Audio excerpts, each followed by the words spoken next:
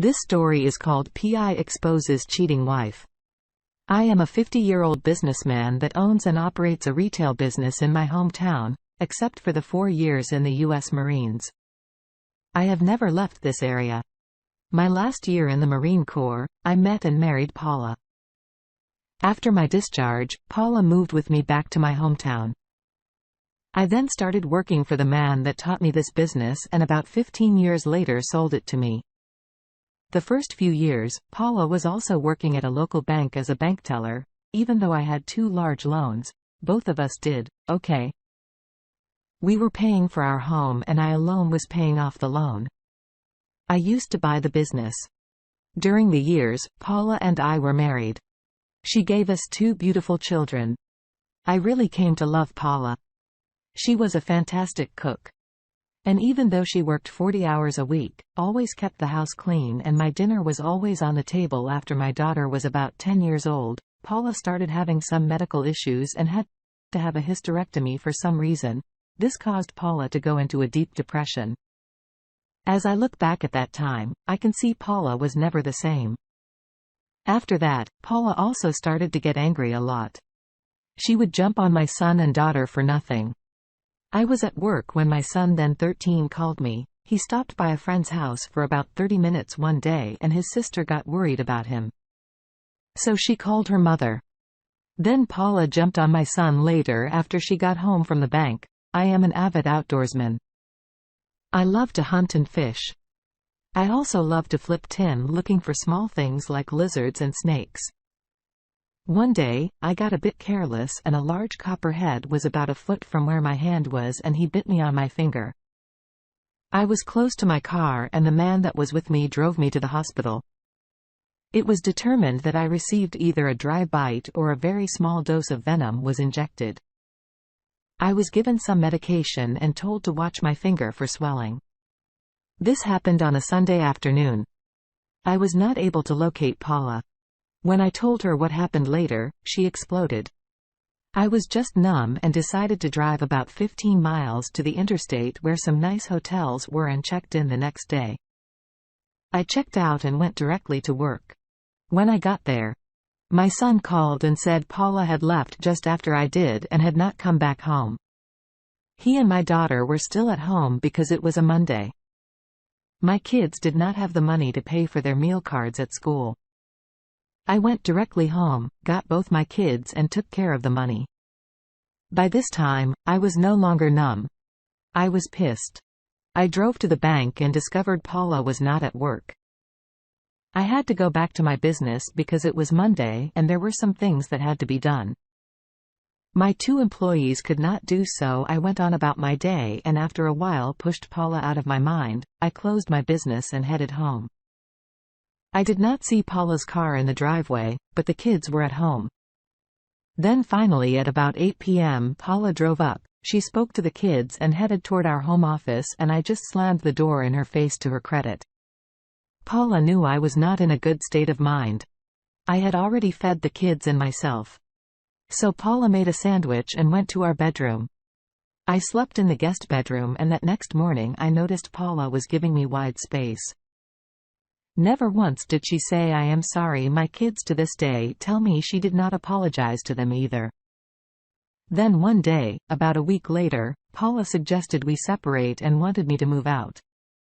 I told her I was not moving out and that if anyone moved, it would be her. That was the day I drove into Richmond, Virginia and found a family law attorney. She listened to my story and gave me some advice. First was to record everything while you are alone with her, then speak to the kids and make sure they are not being traumatized. She also told me that she had a high suspicion Paula was cheating on me. Then she said she had a private investigator who was a retired federal agent and was very good at his job. She told me what her firm's billing rates were and I was okay with it. Then she told me the private investigator will call me at my workplace and he is going to need some information about my wife. I met with him and had the information the attorney said he would need. By this time, Paula did start staying with a friend from work, but made it clear that was her house and that she was going to hire an attorney to get me out of it. So for the next 3 weeks, I woke up every morning wondering if that night would be my last night in the house. I got up, fed my kids and got them off to school. Then one day, my attorney called me and said the private investigator had found what we needed and she wanted me to come by her office. So we made an appointment for 2 days later. As luck would have it, I would serve divorce papers. So I took the papers to the attorney and she laughed a bit and said, "My wife has a huge surprise coming." I see the photos. The private investigator took up Paula with her AP to this day. I have no idea what he did for a living or where he worked. I just knew his name was Kurt. There were photos of him and Paula walking into hotels. Somehow this private investigator even got a copy of the hotel registration where they registered as a married couple to this day. I have no idea how they pulled that one off because most hotels I know demand ID from all guests. So Paula's attorney asked for and got an emergency hearing to have me forcefully removed from the house. This was before Paula or the attorney knew what my attorney had. That private investigator had gone to the kids' school and spoke to their teachers as well as the kids themselves. My attorney also had all the photos too. My attorney asked Paula's attorney for a short private chat about 15 minutes before our case was called. When they walked out of that room, Paula's attorney did not look happy and she told Paula they needed to talk as soon as possible because she did not want to go into court today after they spoke. All the smirk was going from Paula's face. She went from boss to beggar in a matter of a minute, asked me for a chance to get back together. The attorney said she wanted to stop the case from going forward, but my attorney said no, she would object to any motions before the court to do it. She assured the other attorney that a divorce was happening. So the hearing came and Paula's attorney said a resolution had been worked out and the judge said, "Okay, talk to me about this resolution." I was sitting about 2 feet from my attorney and could hear her very lightly humming the funeral march as her hand covered her mouth. Paula's attorney said that new information has come in that renders the request moot. Here is what my attorney said happened. This judge was known as a judge that will hang a man by his privates and divorces. His judge would have loved to force me out of my home. So the judge wanted to know what that information was and if they were going to ask for a dismissal of the case. As Paula's attorney was talking to her, my attorney stood up and said several sentences in Latin and the judge said, "Okay," and told both of us that his clerk will let the attorneys know when the final hearing will be. When I got home, Paula was already there. She was on her knees begging me to forgive her and let's go to marriage counseling for the sake of the kids. I refused, also told her to get the hell out of my house, that I would burn it to the ground before her cheating ass would ever stay there again. We later learned the date of the hearing. However, my attorney had to file for and was granted an order for Paula to stay out of my home and business. One thing about my attorney, she knows her stuff and does due diligence. When she asks for a court order, this judge granted it because Paula ignored the summons to court. Paula during the hearing was only asking for a chance to be a wife again. She stated she had broken it off with her AP and just wanted to have her family back again when the time came for my attorney to present her case. The first person called was the private investigator. She asked him where he was the night before this hearing. He said observing my wife with the same man. She had been seeing his private investigator when he takes a photo, always lays that day's newspaper in the photo. He had a photo of them kissing with the Richmond paper from the day before in clear sight. The judge told Paula he was granting the divorce on grounds of her adultery and was awarding her nothing. The kids had already told the judge who they wanted to live with. I had to settle with Paula for her part of the house. I also got a few bucks for child support that I honestly just gave to the kids. My world today is my business and my kids. I do have a wonderful girlfriend. Paula finally moved back to her hometown in California. I allowed the kids to fly out there to see her during the summer. And on either Christmas or Thanksgiving today, they are grown. I honestly don't know what happened to Paula that made her blow up our marriage last year. My daughter did one of those DNA things and through it determined she was, in fact, mine. My kids live in the same hometown I have lived in all my life. I asked both if they held any hostility toward me for not taking their mom back. My son said he did at first, but now knows I did what was best for all three of us. My wife 30 comes from a humble background. Her father is an alcoholic. So her mother worked hard all her life to make ends meet. I 30 from a more privileged background. All in family are PhDs. We were different. But when we met at 19, I was in love.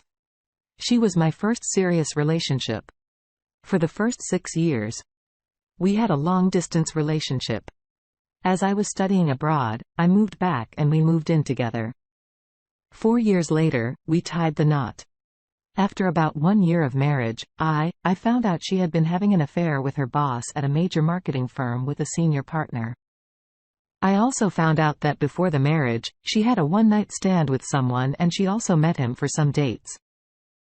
She also maybe got pregnant and asked this one-night stand for some cash.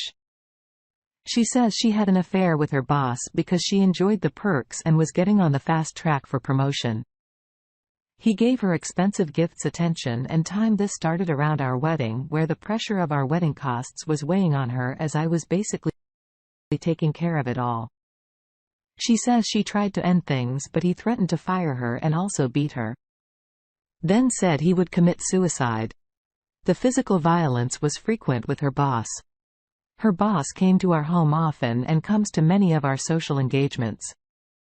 She always told me that her boss doesn't have friends and she was just getting some brownie points. I bought this. I am such a fool. I even suggested to her to go with her boss to a business meeting outside the city because he is a terrible driver and could do with some company. What's crazy about this is that I am actually way richer than her boss. I have given her every single ounce of freedom. She can take money. No questions asked.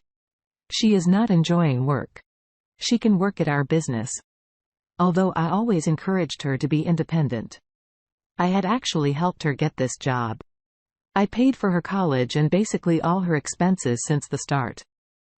Best part, I encouraged her to go and talk to management as it would help her. She went and said hi to this guy because of that. She meant everything to me. She says she was happy in our marriage. I certainly was. My faith in her was so enormous that I ignored every sign our sex life was great. She says she never did this for sex. I have lost my future. I worked my ass off to grow our business after the COVID impact. And here she was accepting luxury gifts that I consider pocket change. Although I'm a simple man, I rarely spend on myself and I spend time on clean water projects in Africa. But it's true. I didn't buy things for her mostly because I thought she can buy whatever she wants with her card.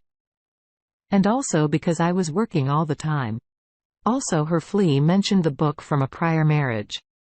She texted him recently and had been having many flirtatious messages. She used to cook for her boss. She messaged him things like she wanted to be with him at night, and she did message him once or twice, expressing concerns that she thought he was leaving her after D-Day. Our worlds have collapsed. She has quit her job and says she has become suicidal. She swears she tried to get out but couldn't, and she hates this guy. She is asking for forgiveness if I can take her back. I can't trust her. Or maybe anyone ever again. Update 1 D-Day. She came home after one of her office parties. She was completely drunk at 3 in the morning. She started mumbling. She wanted kids. I asked her who dropped her off. It was her boss. Something snapped in me and checked her phone. Found out her workplace. This company she works for is awful. I just Googled and found out that in 2018 they laid off all senior management due to workplace harassment. And then someone in 2022 filed a case saying no action on her complaint. He is in his mid-50s and fat. Quite an ugly dude. Honestly, she has brought him to our house many times. She has taken me to his house many times. She has introduced him to all our friends. She always said it was because he is lonely and doesn't have friends. The extent of his visits were so much that even when I thought something was fishy, I would think who could be that stupid. My father just told me after D-Day that he had told my mother that I was probably approving of this open marriage. He just couldn't believe it that I didn't suspect anything. Her response after D-Day: accepted divorce, accepted to file a lawsuit for workplace harassment. Quit her job though she needs money and is suicidal to a point that her family doesn't even let her use the bathroom with the door closed. She is remorseful and her family is too. She apologizes to me on an hourly basis, asks for forgiveness and a chance to prove she can change. She is asking me what she can do to make up for this. However, due to the magnitude of her betrayal, I am not considering any form of reconciliation, but it's hard on me to stay firm who's during the 1-year-long affair. I have to admit she has asked for psychiatric help and has told me she has severe depression. I never understood the gravity of this and procrastinated on it. She has Googled on topics of how to end things. She has asked me multiple times to help her find a job again. I never understood the severity. So she definitely was going through something. But at the same time, she has sent text to him like she is missing him. It's not that she had an escape in her AP. She was having a full-blown toxic relationship parallel to ours, parallel lives. If you read her messages to him and then to me, you will see night and day with him. It's like a stupid teenager fighting and passionate and crazy with me. It's like calm, happy and a loving wife. I am telling you, we had a happy marriage. This is what makes this so devastating. At one point, she is messaging him frantically to come pick her up, and she is messaging me at the same time reminding me of some chores and that we have still not formally applied for a marriage license in my opinion. And I am not a therapist. He just needs to cut his losses. If this man doesn't have any children with this woman, he needs to get out and fast. What additional signs do you need that? This woman is a complete disaster. She had a one-night stand and continued to go out with her one-night stand and possibly gotten pregnant, and now she is messing around with her boss, man. Come on, women like this are a complete waste of time and your resources.